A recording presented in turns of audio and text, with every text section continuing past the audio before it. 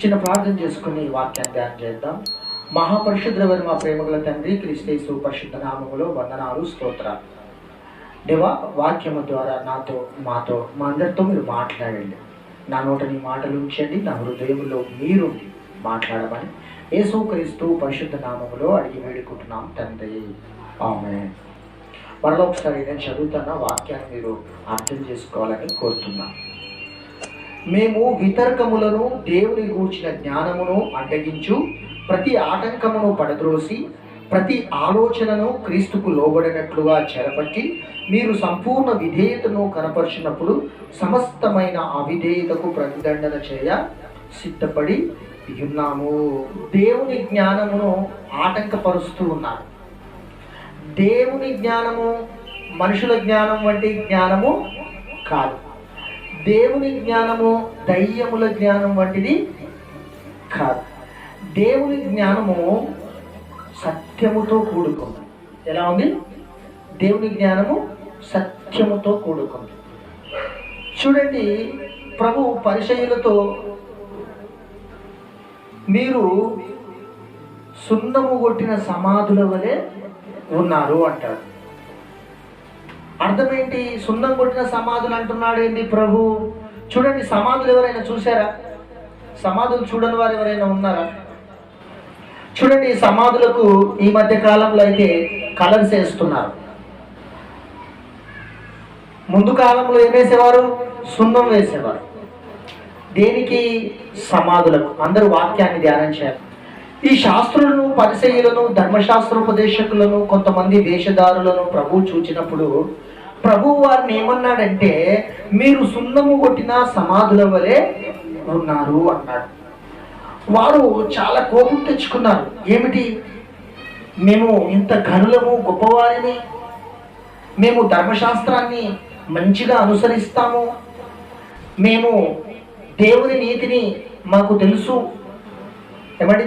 వీళ్ళకు దేవుని నీతి తెలుసంట, కానీ దేవుని నీతి ప్రకారం నడవాలి. తెలుసు, అందరికీ తెలుసు దేవుని నీతి, కానీ ఆ నీతిగా జీవించడం వీళ్ళకి చేత కాదు. అప్పుడు ప్రభు అంటాడు, చూడండి, సమాధులతో దేవుడు ఎందుకు పోల్చాడు అని అంటే, వీరిని మీరు చూడడానికి ఏమో పైన రూపమేమో చాలా చక్కగా ఉంది. లోకంలో ఒక సామెత ఉంటుంది, పైన పటారం లోన లోటారం. చెప్పండి ఒకసారి, పైన పటారం లోన లోటారం.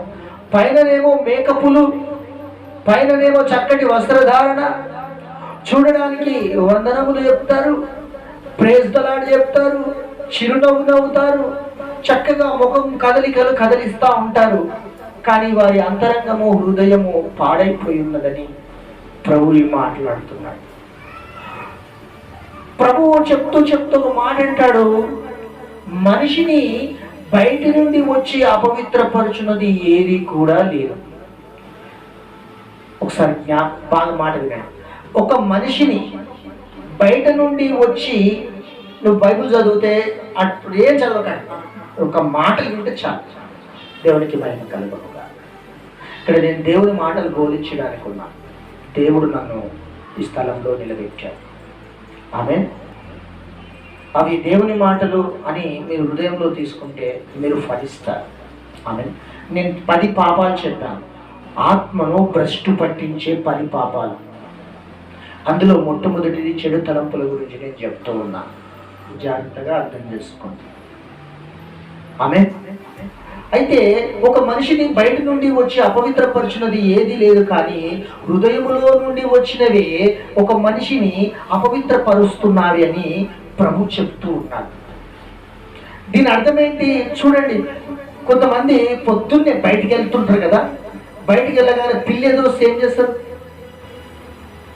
పిల్లెదురు ఏం చేస్తారు తెలుసా? అబ్బా, పిల్లెదురు వచ్చిందని చెప్పి ఇంట్లో తెలిసే కూర్చొని వెళ్తారు. ఇంకొకరు బయటికి వెళ్తా ఉంటే అన్నారు అనుకోండి, అబ్బా ఇక పనికి బయట ఏదో ఒక కార్యం చేయడానికి నేను వెళ్తున్నాను, ఇక తుమ్మాడు కాబట్టి ఇక నేను బయటికి వెళ్ళను. చూడండి, కూర్చొని మాట్లాడుకుంటున్నప్పుడు బల్లి అన్నదనుకోండి, అనగానే ఆహా బల్లి శబ్దం ఇచ్చింది సత్యమే అంట. రాత్రిలో కుక్క అరిసింది అనుకోండి, ఏదో దయ్యం వచ్చింది అంట. మనిషికి పుట్టకి ఎన్ని బొక్కలు ఉంటాయో మనిషికి అన్ని ఆలోచనలతో మెదడులో నింపబడి ఉన్నాడు. మనుషులు ఎప్పుడు చూసినా అది ముట్టుకుంటే నాకు మైలాంటుతుంది, ఇది జరిగితే నాకు మైలాంటుతుంది అని అంటారు. ఉదాహరణకు నేను చెప్తా, ఎవరైనా బస్కిలా ఒకరు చనిపోయారనుకోండి, ఏం చేస్తారు తెలుసా? మా ఊర్లో సైడ్ అయితే మరీ దారుణం, సిటీలో కొంచెం తక్కువగా ఉన్నట్టుగా అనిపించింది నాకు. అదేంటంటే, ఎవరైనా చనిపోయారనుకో వాడి ఇళ్ళకి బయటికి వెళ్ళి పిల్లల్ని బయటికి పంపరు, ఇల్లు ఉడుచుకోరు, వాకిలు ఉడుచుకోరు. ఆ చచ్చిపోయిన వాళ్ళు ఇంట్లో అంటే ముఖం కడగనికే బ్రష్ చేయడానికే టైం లేదు, ఏడుసుడికే సరిపోయిందంటే ఒక లెక్కు. అంత 5-6 ఇల్లు దాటి ఉంది, ఆ పక్క గల్లీలో నీ ఇల్లు ఉంది, నువ్వు కూడా ముఖం కడగవు, మూతి కడగవు, బ్రష్ చేయవు. అదేమంటే ఆ పక్క గల్లీలో చనిపోయారు కదా, వాళ్ళు వాటి పేసుల కన్నా వీరి పేసులు ఎట్లయిపోతాయంటే మాడిపోతాయి. పేసుల సంగతి పక్కన ఉంచితే ఇల్లు ఉడుచుకోరు, వాకిలి ఉడుచుకోరు, ఆ గల్లీలో నడవరండి. ఎందుకంటే అక్కడ ఎవరైనా ముట్టుకుంటారు. శవం వచ్చి అందరినీ ఒక్కొక్కరిని టచ్ చేసుకుంటా పోతుందా అండి? ఆ గల్లీలో 100 మందిలో పడతారు, ఆ శవం వచ్చి ఒక్కొక్కరిని టచ్ చేసి పోయి మరల పండుకొని దుప్పటి కప్పుకుంటుంది ఆ శవం. నీకు ఎట్లా అంటుంది అపవిత్రత? ఎట్లా అంటుంది అంటే, వీరి ఆలోచన ఎట్లా ఉంటుంది అంటే, ఆ శవాన్ని ఇగో ఈ బ్రదర్ ముట్టుకొచ్చాడు కాబట్టి ఈ బ్రదర్ను నేను ఏం చేయాలి? ముట్టుకోవద్దు. ఎందుకంటే అతని నుండి అపవిత్రత ఇతనికి ట్రాన్స్ఫర్ అయ్యింది, ఇతని నుండి ఇది అపవిత్రత నాకు ట్రాన్స్ఫర్ అవుతుంది, నా నుండి నా ఇంట్లో నా భార్య పిల్లలకి నా భర్తకు ట్రాన్స్ఫర్ అవుతుంది. కాబట్టి ముట్టుకోకూడదు. ఎలాంటి ఆలోచనలు కలిగి ఉన్నారో ఒకసారి అర్థం చేసుకోండి. ఫోన్ ఆఫ్ చేయండి. మనిషి ఎలాంటి ఆలోచనలు కలిగి ఉన్నాడో చూడండి. ముట్టుకుంటేనే నీకు అపవిత్రత వస్తే, ఆ గలిలలో నుండి పోతేనే నీకు అపవిత్రత వస్తే ఏమండి? నీ హృదయములో నుండి వస్తున్న బూతు మాటలు నిన్ను అపవిత్రపరచవా? నీ హృదయములో నుండి వస్తున్న పాపము నిన్ను అపవిత్రపరచదా? నీ హృదయములో నుండి వస్తున్నటువంటి కామ వికారమైన చేష్టలు నిన్ను అపవిత్రపరచవా? నీ హృదయములో నుండి వస్తున్నటువంటి మత్సరము నిన్ను అపవిత్రపరచదా? నీ హృదయంలో నుండి వస్తున్నటువంటి అసూయలు నిన్ను అపవిత్రపరచదా? నీ హృదయంలో నుండి వస్తున్నటువంటి అల్లరితో కూడిన ఆటపాటలు నిన్ను అపవిత్రపరచవా అంటున్నాడు ప్రభు. ప్రభు క్లియర్గా చెప్తున్నాడు, ఇది బయట నుండి వచ్చి అపవిత్రపరిచేది ఏది కూడా లేదు. కానీ లోకంలో బయటిది ఏదో ముట్టుకుంటే నేను అపవిత్రమైపోయాను, ఒకసారి స్నానం చేస్తా, మరలా ఎవరైనా ముట్టుకుంటే మళ్ళొచ్చి మళ్ళీ స్నానం చేస్తా. బల్లి మీద పడ్డది, వెంటనే అపవిత్రమైపోయా, నేను స్నానం చేస్తా. మళ్ళీ అట్లాంటి ఈగలు కూడా ఆలుతున్నాయి, మరి స్నానం చేయి. ఈగ మళ్ళీ మళ్ళీ వాళ్తుంది కదా. బల్లికి ఈగకి తేడా ఏంటి చెప్పండి? అర్థం ఎవరికి తెలియదు. ఎలక వచ్చి కాలు కొరికింది కదా, మరి స్నానం చేయి. మరి దోమ గరుస్తుంది కదా, అపవిత్రమైపోయావు, స్నానం చేయి.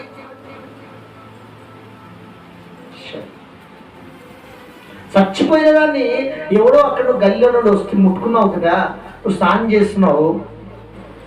మరి బల్లి మీద పడితే స్నానం చేస్తున్నావు, మరి ఈగలు కూడా బాగుతా ఉన్నాయి, స్నానం చేయి. మనుషులతో మాట్లాడుతూ ఉన్నావు, వాళ్ళ గాలి కూడా నీ లోపలికి వచ్చింది కదా, స్నానం చేయి. పోతుందా అండి? పోతుందా? యేసుప్రభు అన్నాడు, వీళ్ళ ఆలోచనలు పాడైపోయాయి, మీ ఆలోచనలు పాడైపోయారు. చెప్పాను కదా, పైన రూపమేమో సుందరంగా ఉంది, లోపల హృదయము పాడైపోయింది.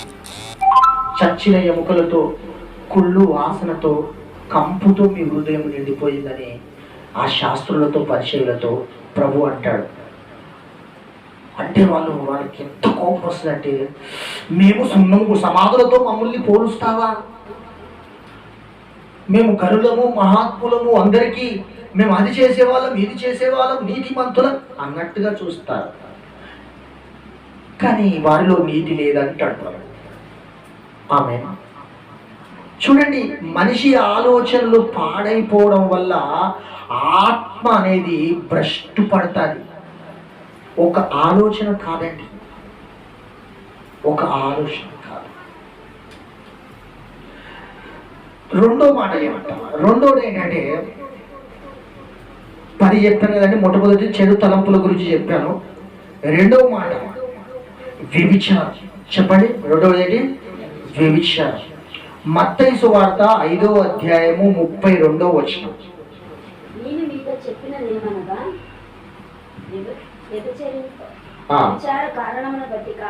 వ్యభిచార కారణమును బట్టి గాక తన భార్యను విడనాడు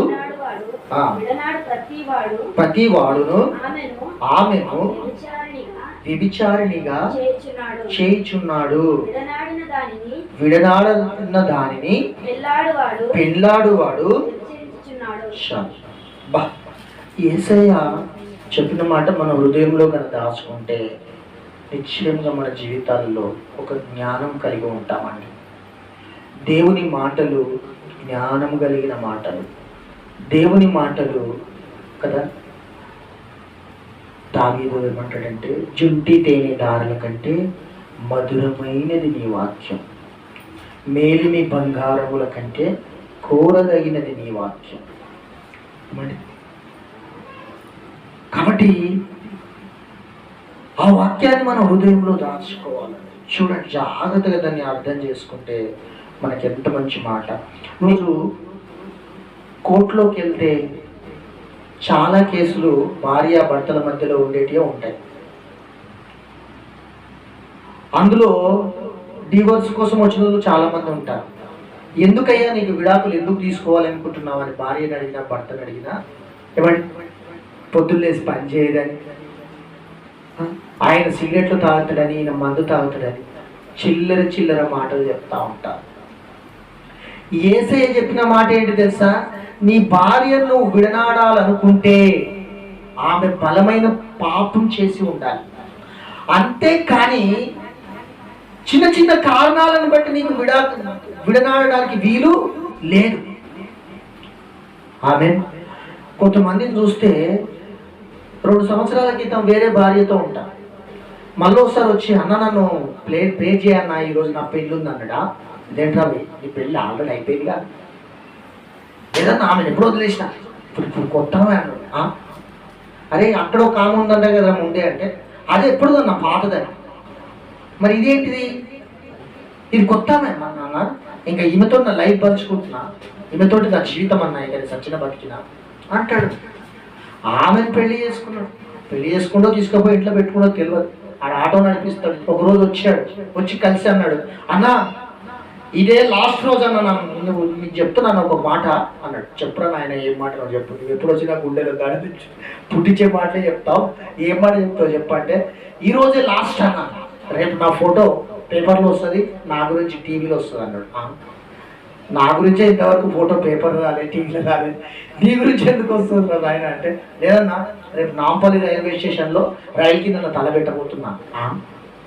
ఏమైందిరా నీకు ఇంత పెద్ద మాట అంటావేంటి అంటే, లేదా నాకు బతకాలని ఇష్టం లేదు, అది నన్ను వదిలేసిపోయింది. ఏం చేస్తావు చేసుకోపోరా నాయన అంటారు. నా దగ్గరికి మాత్రం రాకన్నా. అంతకుముందు 2-3 సార్లు ప్రార్థన చేశా, ఆయన ఎప్పుడు చేసినా ఇలాంటి సమస్యలతోనే వస్తున్నాను. కనీసం మారాలి కదా, మారాలి. తర్వాత వెళ్ళిపోయాడు, బతికే ఉన్నాడు. ఏడబెట్టలేదు, తలకాయ పెట్టలేదు, ఏడబెట్టలేదు. ఒకరోజు అసలు షర్ట్ ప్యాంట్ ఇప్పేసి ఉరుకులాడుతున్నాడు, తాగి, వానికే తెలియదట. ఆ దాంతో నా సిగ్గంతా పోయి తర్వాత ఇక్కడ కనిపించాడు. తాగినప్పుడు మధ్యలో ఏదో చేసేస్తారు, తర్వాత తలెత్తుకోలేదు. బైబిల్ చెప్తుంది కదా, మత్తులో చేసింది తర్వాత నువ్వు అవమాన పాలు కావాల్సి వస్తుంది. ఇంకొక రోజు ఫైనల్ కలిసాను. ఏమైంది, బండి మీద నేను వెళ్తా ఉన్నా, కరెక్ట్గా వీళ్ళ హోటల్ దగ్గర అట్లా పోతే అన్న అన్న అన్న ఆగానే వృత్తొస్తా ఉన్నాడు బండి మీద పోతా, చేతిలో చూస్తే ఇంత కట్టు, మొండి కత్తి, దొడ్డుది, మేకలు మటన్ కొట్టేది అనుకుంటారు. ఏమైందంటే ఎంత రక్తం అవుతుంది, ఏది రక్తం ఏంటి, రక్తం ఎందుకు వచ్చింది పెయింది అంటే, ఏ కోడి చంపేసో దేని చంపేసి ఇటు వచ్చినట్టున్నాడు అనుకున్నాను నేను. అంటే ఒకరిని మర్డర్ చేసిన అన్న, పొడిచిన, నీ బండి మీద కూర్చుంటే గాడిదాకా దింపమంటాడు. ఆయన అన్నా, రే ఎవడు దొరకలే నీకు, పోయి పాస్టర్ నేనే దొరికినా, నేను నిన్ను డ్రాప్ చేస్తే నువ్వు కలిసి చేసినాం అనుకుంటారు మర్డర్. నేను ఇక్కడ కావాలి కాస్తున్నా మర్డర్ చేసి వచ్చి నా బండి మీద కూర్చున్నామని సీసీ కెమెరాలో చూపిస్తాను. ఏం మాట్లాడుతున్నావు, లేదన్నా నేను ఇక్కడ దిగిపోతాం ముంగట అన్నాడు. మనం దేవుడి మీద ఆధారపడ్డ వల్ల వాళ్ళకి ఏంది మాటలు భయపడేదని ఆ వయసు కాడికి పడే పోయింది. శ్మశానంలో పోయి ఫోన్ కొరకు పొడి చేసిండట. ఏ కొరకు చూడండి, ఆత్మను భ్రష్టు పట్టించే 10 పాపాలు. ఏమండి, మత్సరము, క్రోధము, వ్యభిచారము. ఈ వ్యభిచారం అనేది వ్యభిచార కారణమును బట్టి కాక నువ్వు భార్యను విడనాడితే నువ్వు ఏం చేస్తున్నావు, నీ భార్యను వ్యభిచారినిగా మార్చేస్తున్నావు. నువ్వు వేరొక దాన్ని పెళ్లి చేసుకుంటున్నావు, ఆమె వ్యభిచారం చేస్తుంది, నువ్వు వ్యభిచారం చేస్తున్నావు, అది పెళ్లి కాదు అని బైబిల్ చెప్తుంది. ఆమె కదా, ఆమెను వదిలేసి ఇంకొకరిని చేసుకుంటే అది పెళ్లి కాదు. ఇతన్ని వదిలేసి నువ్వు ఇంకొకరిని పెళ్లి చేసుకుంటే అది పెళ్లి కాదు, వ్యభిచారమే. అసలు విడిచిపెడితేనే వ్యభిచారం అని ప్రభు చెప్తా ఉంటే ఇది వ్యభిచారం కాదు. నేను ఎలాంటి దాన్ని, నా గురించి అందరికి తెలియదా? కాబట్టి రెండో పాపము వ్యభిచారం. ఇంకా మూడోది చూసుకుంటే దురాశ. లూకా సువార్త 12వ అధ్యాయము 15వ వచనం. మరియు ఆయన వారితో, మీరు ఏ విధమైన లోభమునకు ఎడనీయక జాగ్రత్త పడుడి. ఒకని కలిమి విస్తరించుట వలన వాని జీవమునకు మూలము కాదు. ఒక సహోదరి బాగా ప్రార్థన చేసే వ్యక్తే, దేవుడు అంటే భయభక్తులు కలిగి ఉన్న వ్యక్తే, తన జీవితాన్ని బాగానే కాపాడుకుంటుంది. కానీ అకస్మాత్తుగా ఆమె జీవితంలోనికి కొన్ని పరిస్థితులు వచ్చేసాయి. ఆమె ఇంటి పక్కనే ఒక ఖాళీ, అంటే ఒక రూము కిరాయికి ఇచ్చి, ఆ కిరాయి ఇంటి ఓనర్ ఏం చేశాడంటే, మరి మధ్య చూస్తున్నాం కదా, డబ్బులు ఎక్కువ రావాలంటే బ్యాచిలర్కి ఇస్తారు. పక్క రూము బ్యాచిలర్లకి ఇవ్వగానే అందులో ఇంచుమించు 5-6 మంది మొగోళ్ళు వచ్చి చేరిపోయారు. వాళ్ళేమో రోజు తాగుతూ తింటూ తూలుతూ ఉద్యోగాలకు పోయి వస్తూ ఉన్నారు. వాళ్ళకు దేవుని గురించి ఏం తెలియదు, వాళ్ళు లోకంలో జీవిస్తున్నట్టుగా జీవిస్తారు. ఈమె దేవుడు తెలుసు, ప్రార్థన తెలుసు, పవిత్రమైన జీవితము తెలుసు, ఆశీర్వాదం తెలుసు, శాపము తెలుసు. అన్ని తెలిసిన ఈ వ్యక్తి బాగానే ప్రార్థన చేస్తుంటుంది, బాగానే బైబిల్ చదువుతుంది. కానీ ఈమెకంట వాళ్ళని చూసి బాధ కలిగిందంట. ఏం కలిగిందంట? పాస్టర్ దగ్గరికి వచ్చిందంట. అయ్యా పాస్టరు, మరి మా ఇంటి పక్కన కొంతమంది దిగారు, 5 మంది మొగళ్ళు, చాలా మంచోళ్ళు. ఎలా అంటుందంట? చాలా మంచోళ్ళు, వాళ్ళు చచ్చిపోయి నరకానికి పోతే నేను అస్సలు తట్టుకోలేను, వారికి నేను దేవుని మందిరానికి నడిపించాలి, గుడిగా పెట్టుకుంటున్నాను అన్నాడంట. పెట్టుకోవడం మంచిదే, నువ్వు ఆలోచన మంచిదే, కానమ్మా నువ్వు ప్రార్థన మాత్రం చెయ్యి. ఏం చెయ్యి? ప్రార్థన మాత్రం చెయ్యి, నీకు అంత భారం ఉంటే. దానికి మించి నువ్వు అడుగులు వేయొద్దు అని చెప్పాడట. లేదు పాస్టర్, నేను ఎట్లయినా సరే రక్షిస్తాను. ఏమన్నాడట? నేను ఎట్లయినా సరే యేసు ప్రభు గురించి తెలియజేస్తాను. అమ్మ నేను చెప్పింది నేను ఎక్స్ట్రాలకు పో అని చెప్తే కూడా పాస్టర్ మాట వినలేదట. పోయి అందులో క్లోజ్ అయిపోయిందంట 5 మందితో. యేసు గురించి 2 మాటలు చెప్పిందో లేదో, స్టార్టింగ్లో ఏం చెప్పిందో దేవునికే తెలవాలి. మొత్తానికి ఆ 5 మందితో ఈమె వ్యభిచారిణిగా మారిపోయింది. ఎంతమందితో? 5గురితో వ్యభిచారిణిగా మారిపోయింది. ఇప్పుడు ఈమె కూడా దానికి పాత్రలు ఆలైపోయింది. ఒకరోజు పాస్టర్ దగ్గరకు వచ్చి చెప్పిందంట, అయ్యా ఇట్లా మీరు వద్దన్నారు, అయినా నీ మాట వినకుండా పోయాను, ఈరోజు నా జీవితం పతనం అయిపోయింది. దేవుడిచ్చిన ఆశీర్వాదాలు, దేవుడిచ్చిన కృప, దేవుడిచ్చిన సంతోషం, సమాధానం నాలో నుండి మొత్తం వెళ్ళిపోయింది. నాకు ఇప్పుడు అడుగడుగునా కష్టాలే, అడుగడుగునా బాధలే, అడుగడుగునా సమస్యలే. రాయి తగలకుండా నా దేవుడు ఒకప్పుడు నన్ను కాపాడాడు, ముళ్ళు గుచ్చుకోకుండా నన్ను కాపాడాడు, సంతోషకరమైన నిద్ర ఇచ్చాడు. ఈరోజు నాకు అవన్నీ పోగొట్టుకున్నా అంటే పాస్టర్ అన్నాడు, ముందే చెప్పారు, అమ్మ పాస్టర్ మాట నువ్వు వెళ్ళేవమ్మా, చేతులు కానీ నాకు ఆకులు పట్టుకుంటే లాభం ఏంటి అన్నట్టుగా ఇప్పుడైనా నువ్వు దేవుని పాదాల దగ్గర వీడుకో, నీ మట్టుకు నీవు ఇక లోకంలో జాగ్రత్త కలిగి ఉంటాయి. దేవునికి స్తోత్రం, హల్లెలూయా. ఇప్పుడు మనం బాగుంటేనే కదండి 10 మందిని బాగు చేసేది. మనమే భక్తి లేకుండా, మనకే దేవుని యొక్క భయం లేకుండా, మరి చాలా మందికి ఏముంటుంది తెలుసా, దేవునిలో ఉండాలంటే భయం ఉండాలి, భక్తి ఉండాలి. భక్తుణ్ణి భయం లేకున్నా, భయం ఉండి భక్తి లేకున్నా అది వ్యర్థమే. హల్లెలూయా, స్తుతి మహిమ ఎల్లప్పుడు దేవుణ్ణి స్తుతిస్తాను అని ప్రార్థిస్తున్నావు, ఈడ ప్రార్థించి ఆడపోయి దొంగతనాలు చేస్తావు. అది భయం లేకపోతే ఈ భక్తి ఎందుకు? ఇంకా ఈ భక్తి చేయడం వ్యర్థమే కదా. ఈడ పాపం ఒప్పుకుంటున్నావు, ఆడపోయి పాపం చేస్తున్నావు, ఇంకా ఈ భక్తి చేయడం ఎందుకు కదా. నువ్వు భక్తి అనేది ఏంటంటే నువ్వు ఏది చేస్తున్నావో అది నువ్వు క్రియ రూపంగా లోకంలో చూపించాలి. ఏమంటే అన్నం ఉండేసి మనం పొయ్యి మీదనే పెడితే మన కడుపులోకి రాదది. అది మనం తెచ్చుకొని మరలా తింటేనే అది మన కడుపులోకి వస్తుంది. అట్లాగా భక్తి చేసిన వాడు ఈ భక్తిని మనం లోకంలో కనపరచాలి. హల్లెలూయా.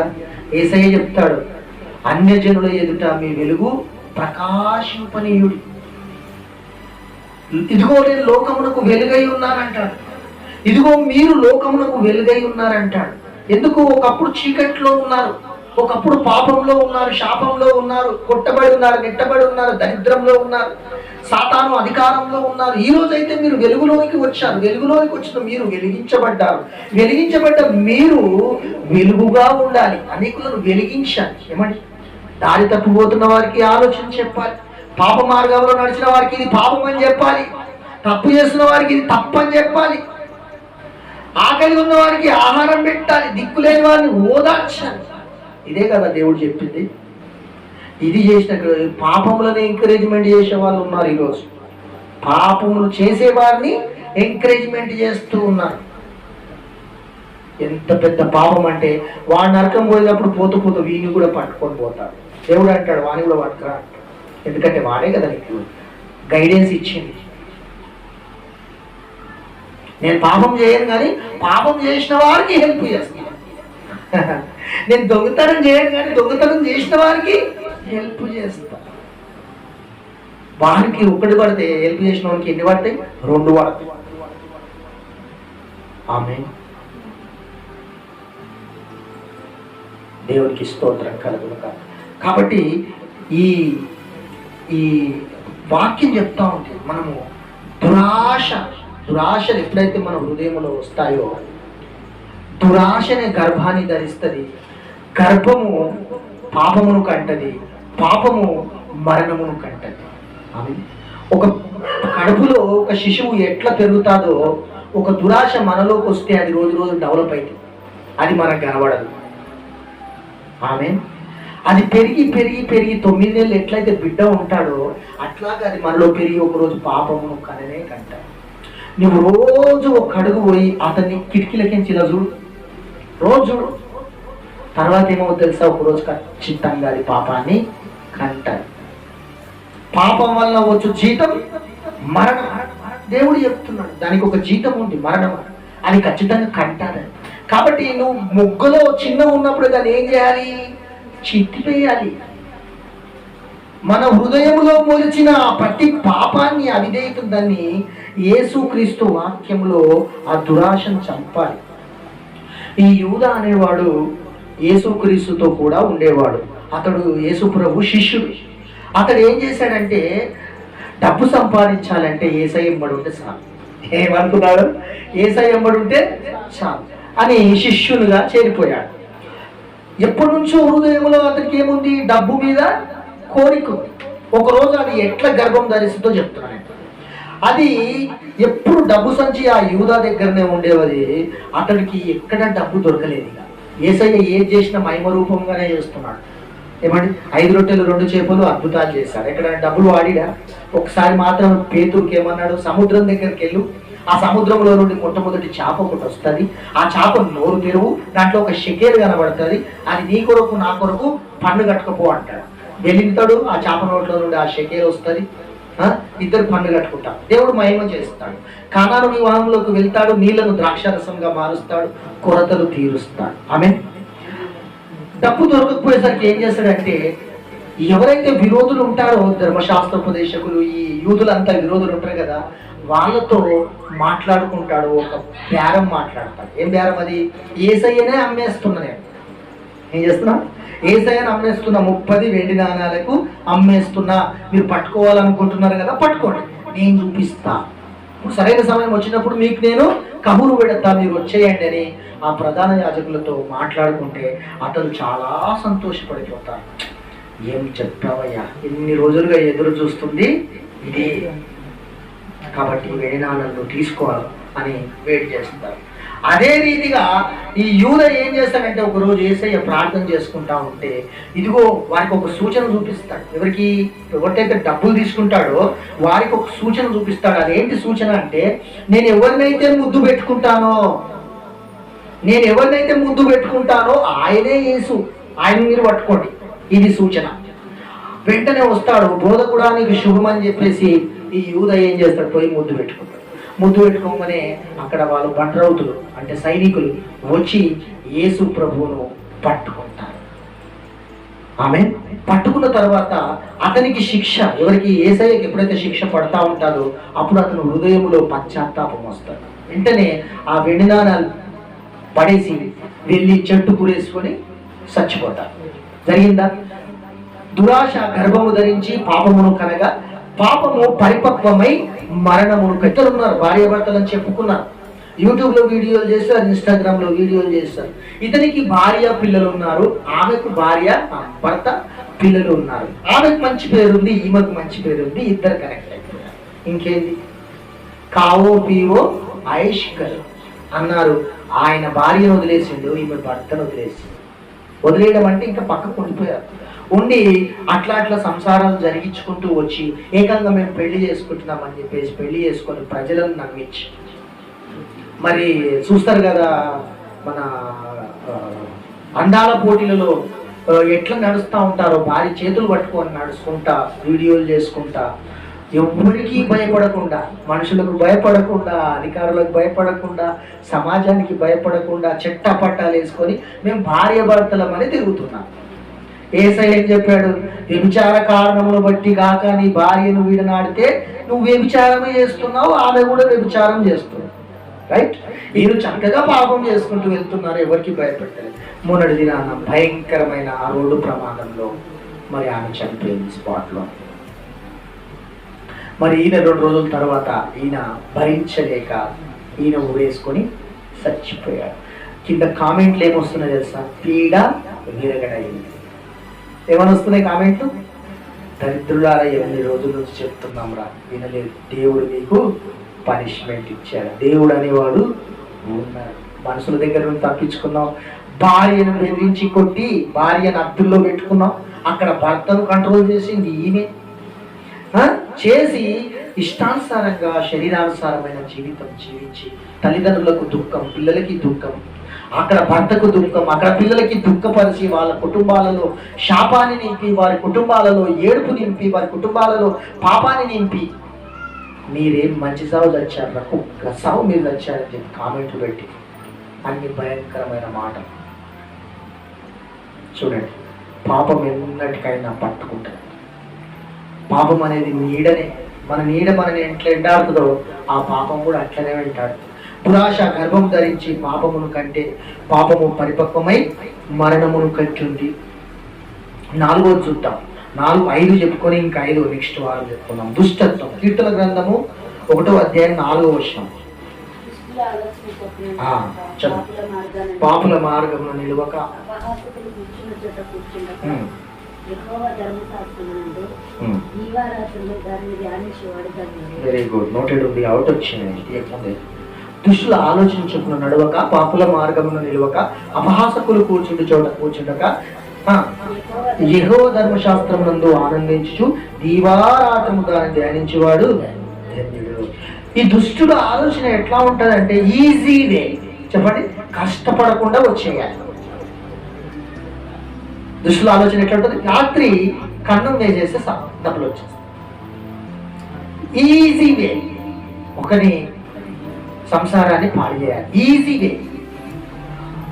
ఒకరి కుటుంబాల్లో చొరబడ, ఈజీ వే. ఆ మధ్యలో గవర్నమెంట్ స్థలం అని ఎవడు పూలు కొలిపాడో ఏంటో కానీ ఇంట్లో ఉన్న చీరలు లంగలన్నీ ఆడనే కనిపిస్తాం. కట్టెలు వాటేసి ఈ నుంచి ఈ స్థలము నాది చెప్పడం సార్ ఎట్లా, ఈ నుంచి ఇక్కడ స్థలము నాది, ఇక్కడ నుంచి ఇక్కడి వరకు స్థలము నాది అని కబ్జా చేసుకుంటే పిచ్చెక్కిపోతాం. అసలు ఒక అడుగు స్థలం గవర్నమెంట్ వదిలిపెట్టదు. అన్నిలోనికి అన్నింత దూరం దాకా పెట్టేసుకుంది. నా దాంట్లోకి నువ్వు బార్డర్లోకి రాకు. చూడండి ఎట్లా ఉంటుందో. ఇప్పుడు ఆడ కూడా స్టార్ట్ అయిపోయింది. ఇక్కడ నుంచి కట్టెలు ఆడలా కట్టింది, అక్కడ నుంచి 4 వైపుల కట్టెలు కట్టేసి చీర కట్టేసి ఎవడో కొంచెం కట్టి ఇటు జరిగింది. పక్కోడు ఏం చేసాడు, ఎవడో కర్ర కొంచెం ఇటు జరిగింది. జరపగానే హే నా ప్లేస్కి ఎందుకు వచ్చావు, ఇది నా ప్లేస్. చూడండి, అదంతా కూడా దుష్టుల ఆలోచన. నీది కానిది నీది కాదు. ఏమంటే నీది కానిది నీది కాదు. దానికంటే ఒక రూల్స్ ఉంటాయి, దానికంటే ఒక స్టాంపు కావాలి, దానికంటే గవర్నమెంట్ పర్మిషన్ ఉండాలి, దానికంటూ కొంచెం అవన్నీ ఉంటేనే నీది కాని వస్తువు నీది కానప్పుడు పరస్త్రీ కూడా నీది కాదు.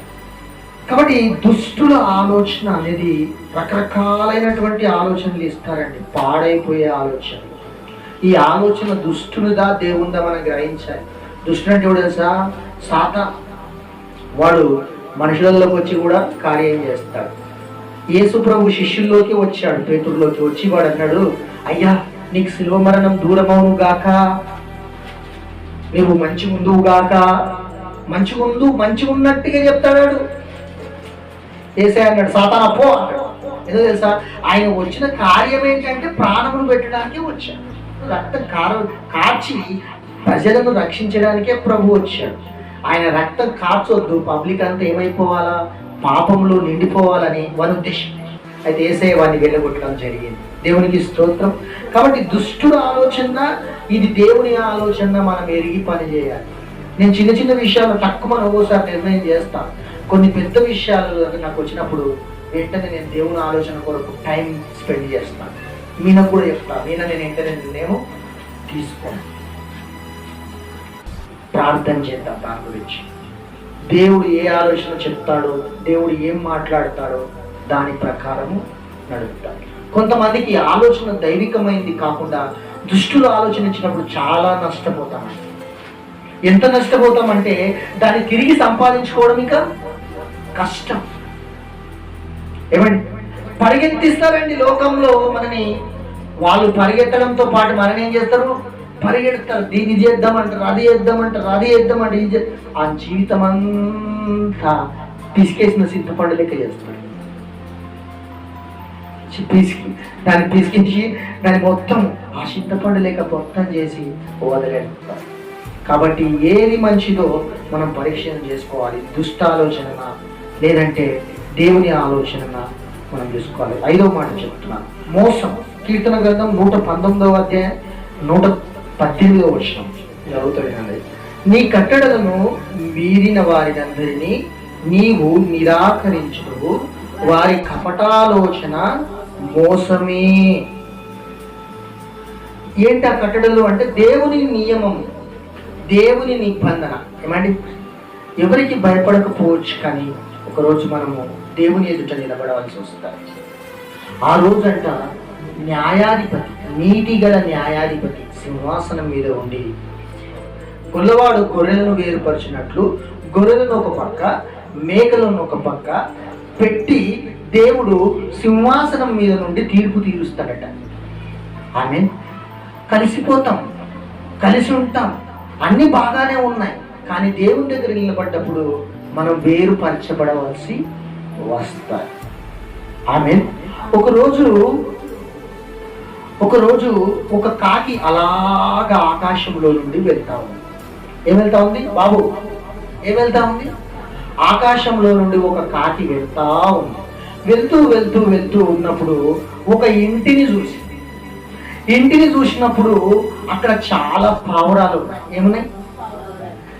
పావురాలు చక్కగా, పావురాలకు ఒక అతని చాలా మంచిగా బాదము, కాజు, కిస్మిస్, రకరకాలైనటువంటి మంచి పదార్థాలను వాటికి వేస్తూ ఉన్నాడు. కాకి చూసింది. ఎవరు చూశారు? ఈ కాకి చూసి, ఆహా, నేను ఎక్కడెక్కడో తిరుగుతున్నా పిచ్చి దాంట్లో. ఈ యజమానుడు వారికి చూడు ఎంత మంచిగా బాదం, కిస్మిస్, అవి ఇవి ఖరీదైనటువంటి విటమిన్స్ ఇస్తూ ఉన్నాడు. అవి నాకు కూడా కావాలి. ఏమనుకుంది చెప్పండి కాకి? ఇవి నాకు కూడా కావాలి. నేను కాకి లేకపోయాను, ఆ యజమానుడు నాకు ఇవ్వడు. ఎందుకంటే కాకిని ఏం చేస్తారు? మనలు తోలేస్తారు, పావురాలకైతే పెడతారు. కాకి వస్తే అని ఎల్లగొట్టేస్తారు. కాకి స్వభావమే అలాంటిది కదా, పొడిచి తినేస్తారు. శవాలను కూడా తినేస్తుంది. అది మనిషి శవమా, కుక్క శవమా, దానికి అనవసరం. అందుకే దాని స్వభావం అట్లాంటిది కాబట్టి దాన్ని ఎవరు పెంచుకోరు కూడా. కాకిని పెంచుకుంటాడా? పావురాన్నో, చిలకనో, మంచి పక్షిని పెంచుకుంటాడు, కాకులను పెంచుకుంటాడు. కారణం ఏంటంటే అది ఇష్టానుసారంగా తిరుగుతాడు. దానికి ఏ రోతలో ఉన్నా ఆ రోత దానికి ఆహారం అయిపోతూ ఉంటాడు. దాని బుద్ధి, దాని స్వభావం అట్లాంటిది. కనుక ఈ పావురాలన్నీ మరి చక్కగా తింటున్నప్పుడు ఈ కాకి కూడా నేను తినాలనుకొని దాంట్లోకి దురాశ వస్తుంది. దాంట్లో ఒక మోసం చేయాలనే బుద్ధి కూడా దానికి పుడతారు. ఇప్పుడు మోసం చేయాలి. ఎవరిని మోసం చేయాలి? అటు పావురాలను మోసం చేయాలి, ఇటు యజమానుని మోసం చేయాలి. కాబట్టి దాని ఒక ప్లాన్ వేస్తుంది. ఏంటి ఆ ప్లాన్ అంటే, చక్కగా నేను కూడా పావురం లెక్క కావాలి. ఏమనుకుంది? నేను కూడా పావురం లెక్క కావాలనుకొని వెంటనే ఏం చేసిందంటే, బూడిది తెల్లగా బూడిది ఎక్కడుందో అక్కడ చూసి బూడిది మొత్తం కవర్ చేసేసుకుంది. ఏం చేసుకుంది? కవర్ చేసుకొని పావురాలలో కలిసిపోయి రోజు చక్కగా యజమానుడు వేస్తూ ఉంటే రోజు బాదం, కిస్మిస్, కాజు అన్నీ కూడా చక్కగా తిరిగి బరుస్తూ ఉన్నాడు. అంటే బాగా లావ్ అవుతుంది, శరీరం పడుతూ కండబడతా ఉంది. యజమానునికి తెలియదు ఇవన్నీ పావురాలే అనుకున్నాడు. కలిసిపోయింది కదా, గుంపులో గోవిందం అంటారు చూదా మన లోకంలో. గుంపులో అందరు చేస్తూ నేను చేసి తప్పేంది, అందరు పోతూ నేను కూడా తప్పేంది అంటారు కదా, గుంపులో గోవిందం అన్నట్టు ఇది చేస్తాం. ఒకరోజు మంచిగా యజమానుడు వాటికి కావలసిన ఫుడ్ అంతా వేస్తా ఉన్నప్పుడు వాకిట్లో అవి చక్కగా తింటూ ఉన్నాయి. ఆ రోజు జరిగింది ఏంటంటే, ఆకాశంలో నుండి అలా పైనుండి ఒక కాకుల గుంపు వెళ్తా, ఆ గుంపు వెళ్తూ ఆ పైన కాకులు ఈ కాకిని చూసి, ఏ కాకిని? గుంపులో ఉన్న కాకిని చూసి ఆ కాకులు ఏం చేశాయి? కావ్ అన్నాయి. చెప్పండి ఏమని? ఇది ఆగి అంటే అన్నాయి కానీ ఇది గమ్మున ఉండాలిగా. ఇది వెంటనే మర్చిపోయి ఇది కూడా కావన్నది. వెంటనే యజమానుడికి తెలిసిపోయింది, అమ్మా ఇన్ని రోజులు ఉన్నది కాక్యా, ఇంత మోసం చేస్తావని కర్ర తీసుకోగానే ఏం చేసింది?